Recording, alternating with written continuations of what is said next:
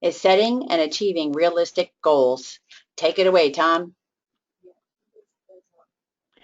Yes, well, I'm thrilled to have an opportunity to share some ideas on one of my favorite subjects, which is goal setting. And let me give you an overview of what we're going to be covering in this program. First, how to define what success means to you, which is so critical because it's a very simple strategies for setting realistic, achievable goals, and of course, how to overcome negative habits that keep you from achieving the success of your dreams. So let's go ahead and get started, and we'll start off with the champions choose their level of success. Now, I'm kind of a fanatic on defining everything. I think definitions are critical. So I years ago wrote a definition of success that I think is applicable to almost everyone in every industry, in every business, and it's the continuous journey toward the achievement of predetermined worthwhile goals.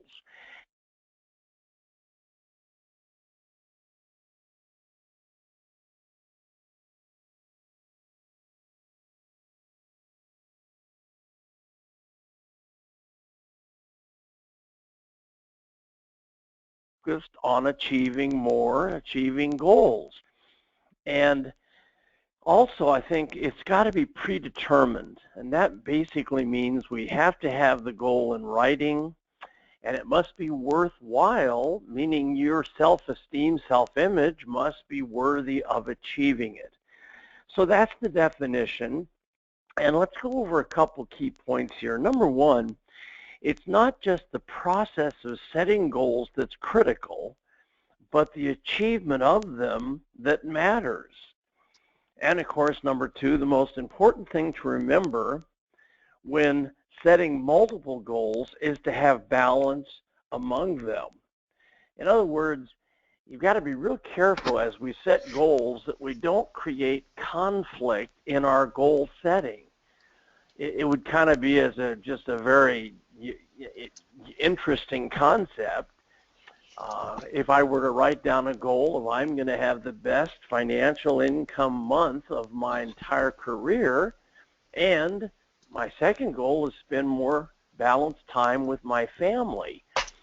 Now, that could be an example of setting conflicting goals because it's almost impossible in business to do both of those things at the same time. So that's what we mean about having balance among your goals. Now, one of the key advantages, number three, one of the key advantages of goal setting is their power to help you stay positive in a negative environment. And I think if we look at the overall world in general, it tends to be more negative than positive. And successful people, the champions that I've ever met or trained or worked with, they understand the importance of avoiding negativity, of looking for people in their lives that are uplifting and positive.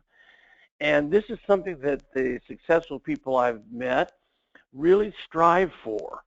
There's an old trite saying, birds of a feather flock together. That's an old one. And there's another one that show me your friends and the people you spend time with, and it'll tell me an awful lot about you. So I think it's very important that we're selective, that we're careful. We analyze the people that we're spending our time with. And I think if you have someone in your life that you really feel is a negative down cycle person, you may have to do your best to either limit contact or put up the defense barriers to keep that negativity from affecting you. And so that's, I think, a very critical point. Now, here's another thing. Your goals should be better than your best, but believable. Now, what this means is, yes, if it's not better than your best, I don't know if we can even call it a goal. It's kind of like saying I'm going to make lower income this month. Well, that's certainly not considered to me a goal if it's not better than your best. But it also has to be believable. Now, I'll give you an example of this. Let's just say that one of my short-term goals was to get a new vehicle, and I have a goal set for a certain type of car. Now, that next goal, or the car, yes, should be better than my best, and of course, I don't have a real nice car, let's say, so it's got to be better than that, but it also has to be believable. In other words, at some point, it's got to, it would be, as an example, I've got maybe a 7-year-old car worth $15,000, and I now make a goal of getting a brand new Rolls Royce, which is $320,000. Well, based on my position in life, that goal may not be believable. And the sad truth, if you don't set believable goals, you almost can shoot yourself in the foot, because if your self-esteem and self-image is not worthy of the goal that you're setting, it will almost find a way to make sure you don't achieve it. So don't miss that word, believable.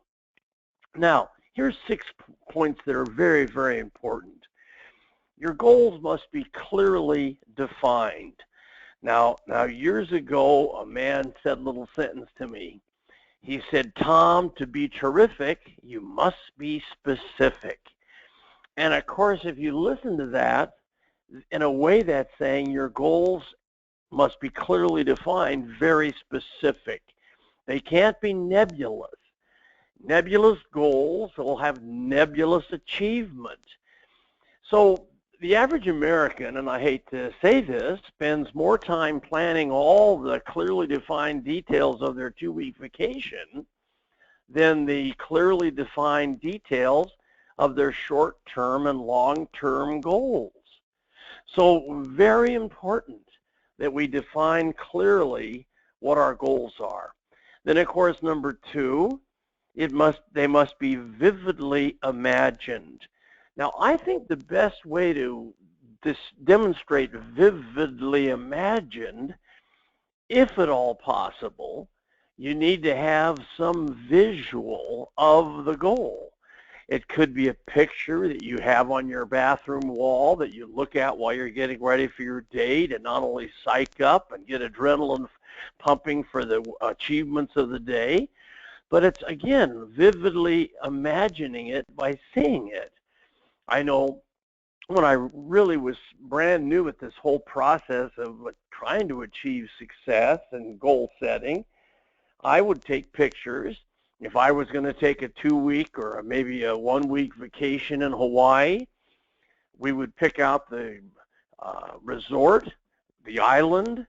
We would then get pictures sent to us, and we put them around our home so that we would vividly imagine our beautiful week in Hawaii. So taking a picture of the goal, if at all possible.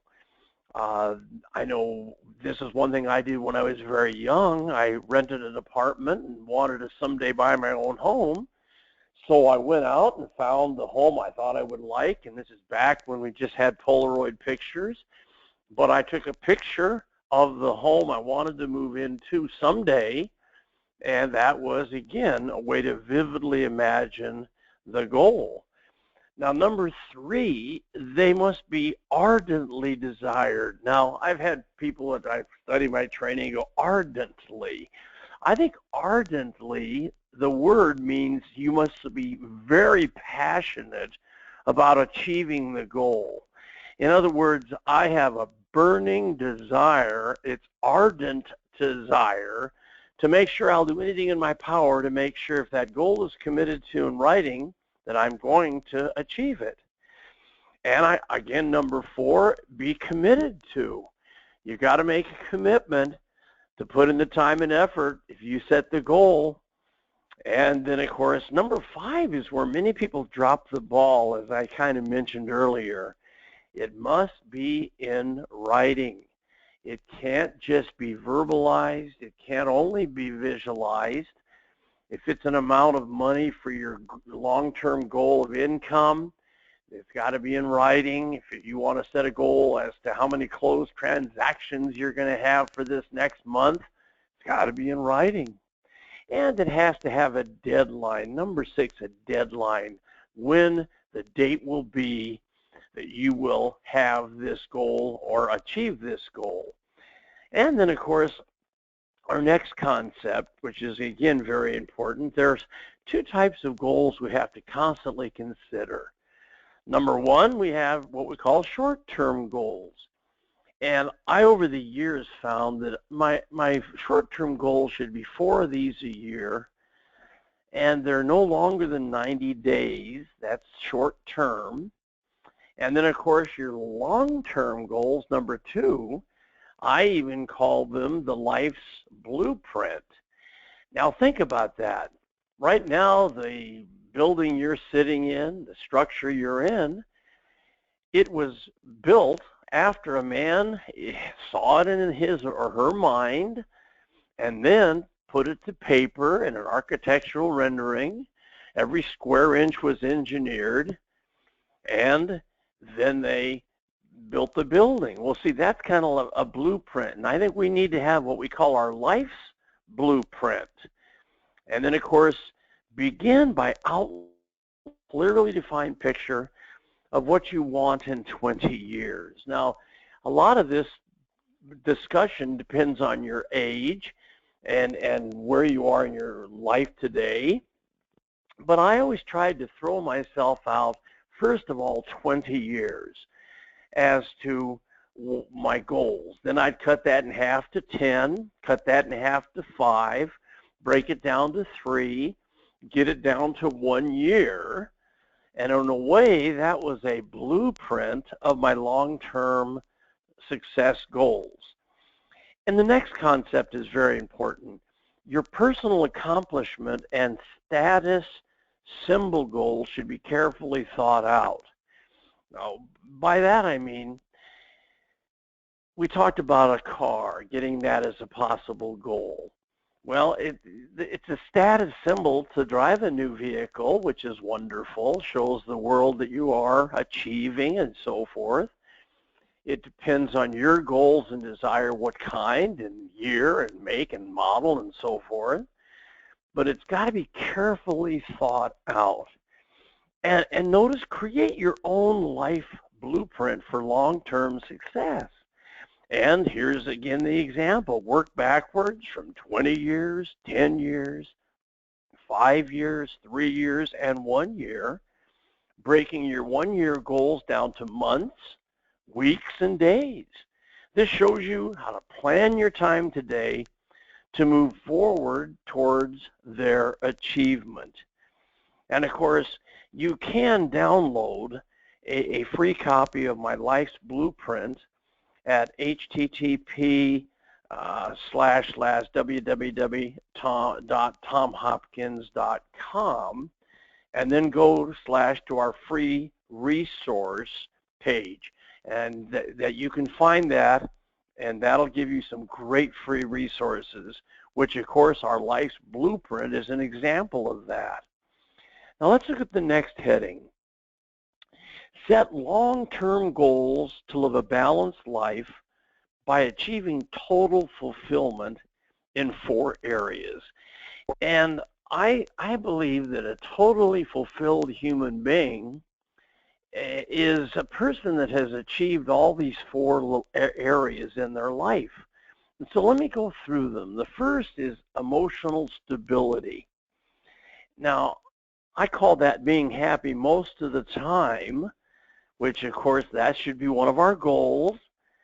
Coping with life's crisis, which we all will experience as human beings, and striving to live in the solution and not the problem. So analyze that emotional stability. Are you achieving it? Do you see it happening in your life? And if not, of course, this is a program designed to help you work on achieving these.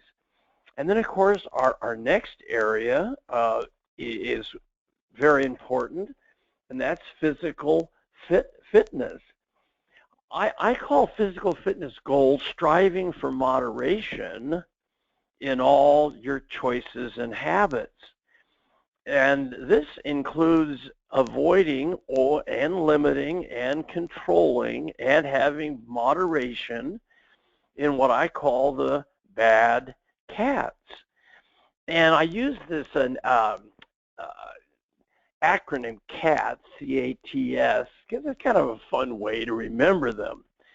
And the first, the C, stands for caffeine. And of course, balance. There's nothing wrong with coffee as long as you're not drinking 20 cups a day and affecting your nervous system. I think alcohol, that's something you must be very careful about in our world today. And I think people need to realize what their tolerance is and what their situation is in that choice. Then, of course, tobacco. I think anybody that is still smoking after all the knowledge we have is sure not doing the right thing. And believe it or not, that S in CATS stands for sugar. I think we've got to be careful how much sugar we're taking in.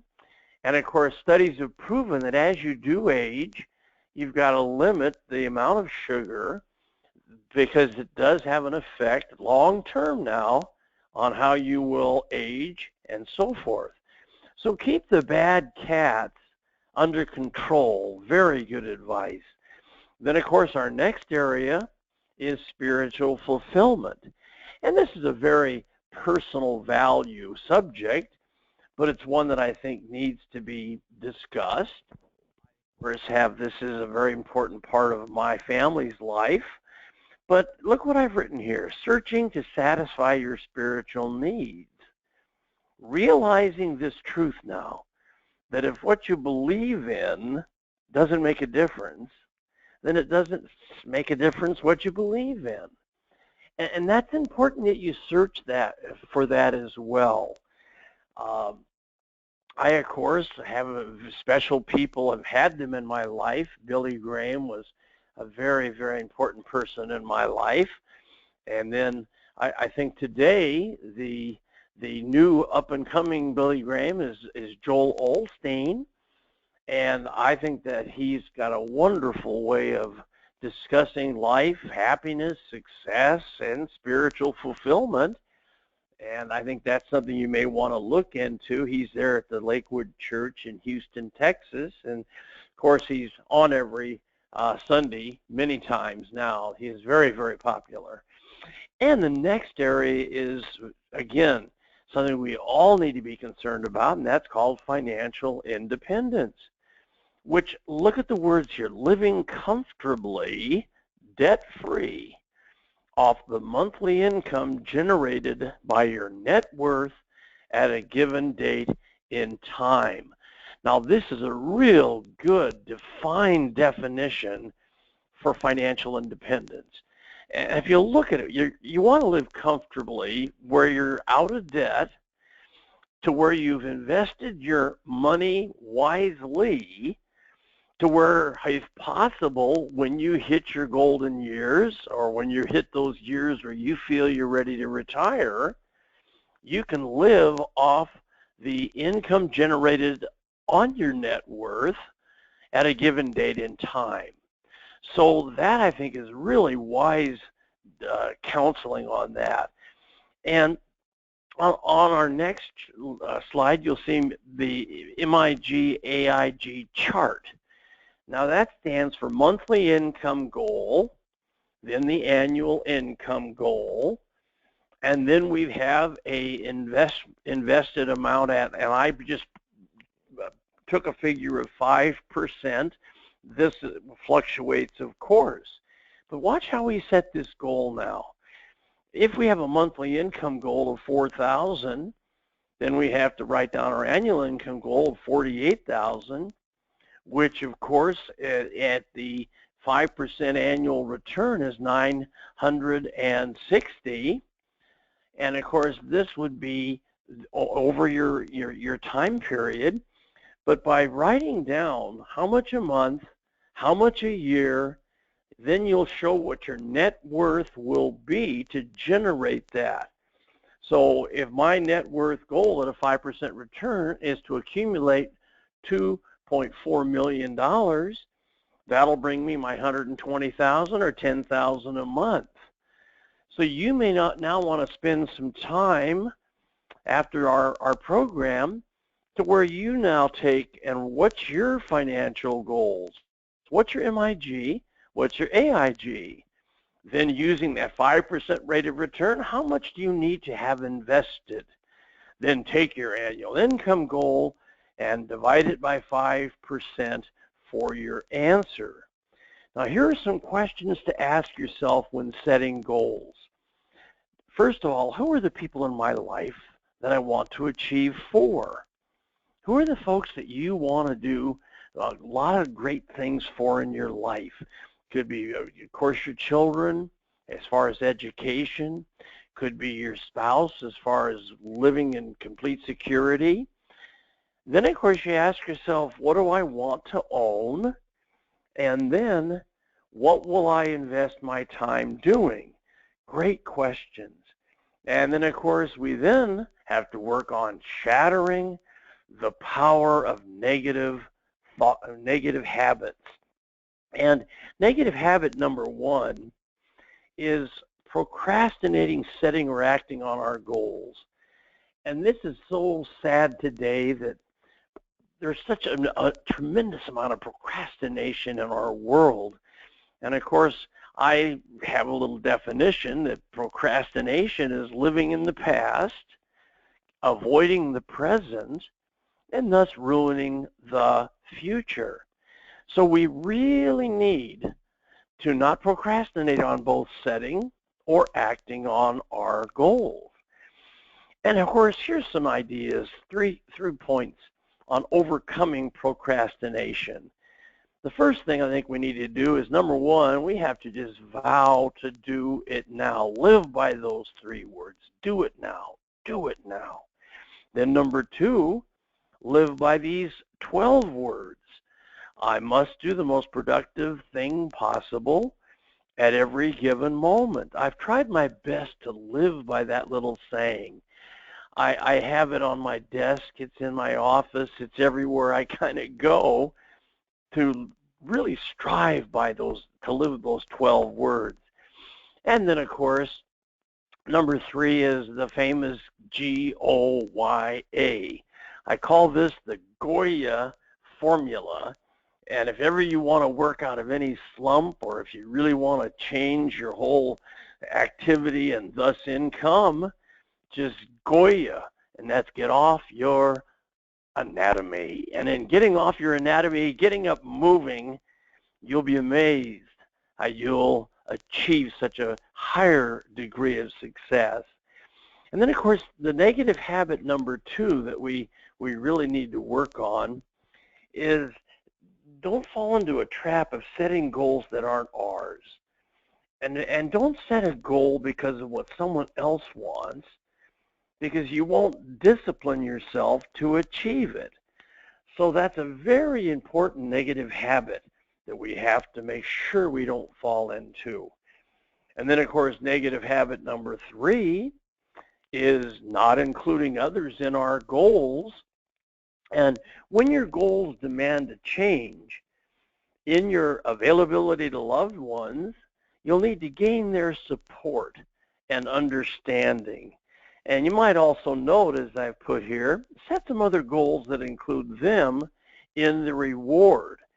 That's kind of like I mentioned earlier. This beautiful vacation in Hawaii, it became a highlight in our whole family's year, to where we just had such fun that was annually. We would take a week to 10 days, and we would just every year, the whole family, the kids loved it.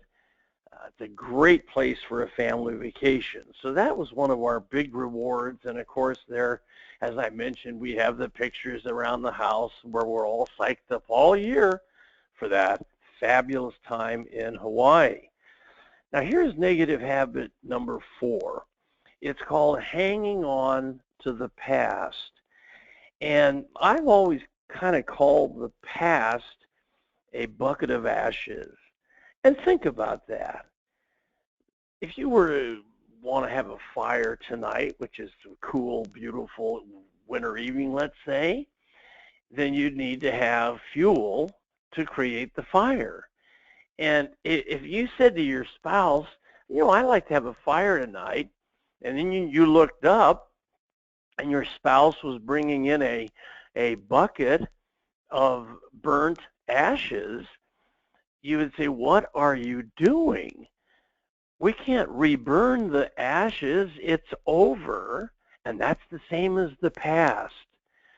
You can't hang on to the past. Once something's happened, it's done. There's no changing it.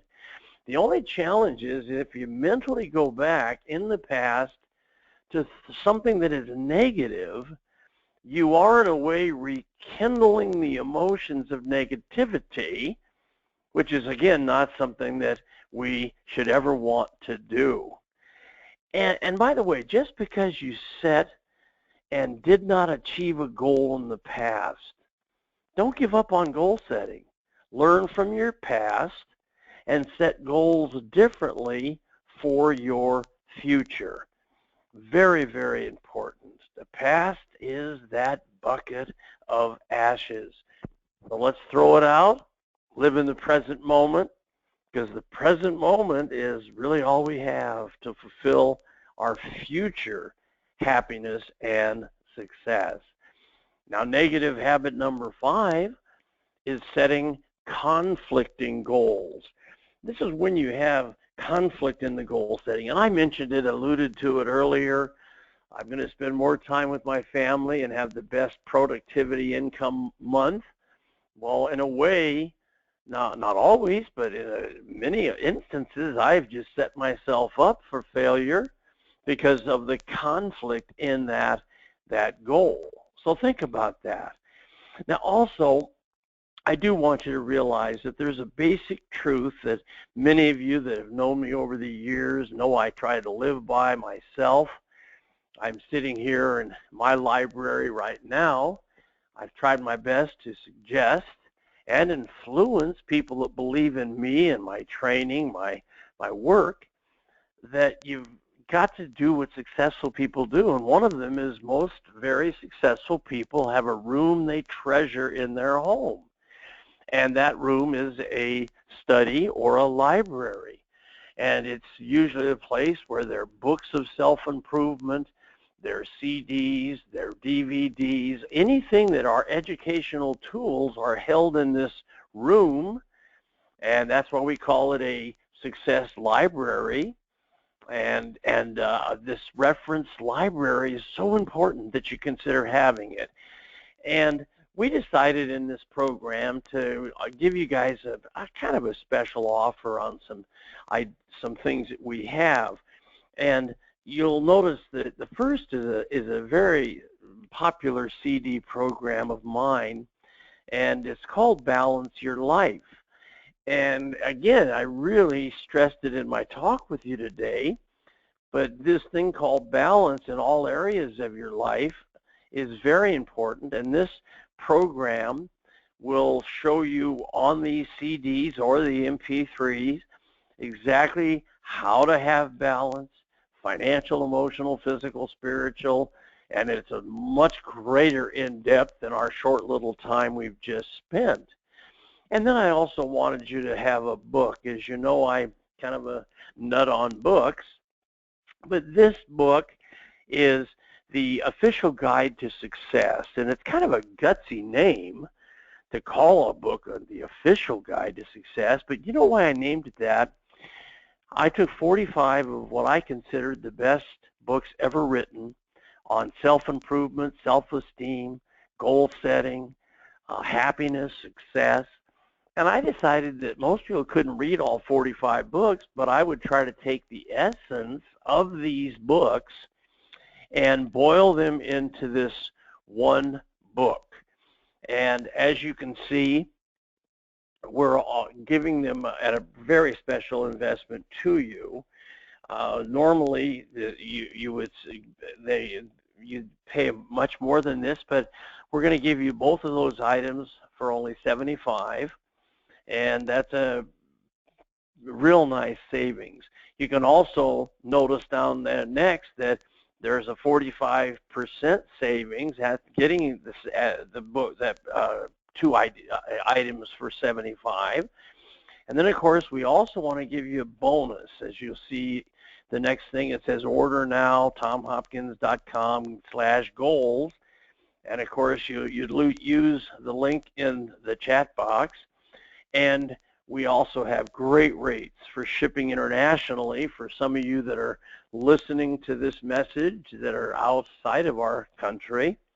But I also want to, where you see the word bonus, we're going to give you as a bonus for that investment a book that's called Low Profile Selling.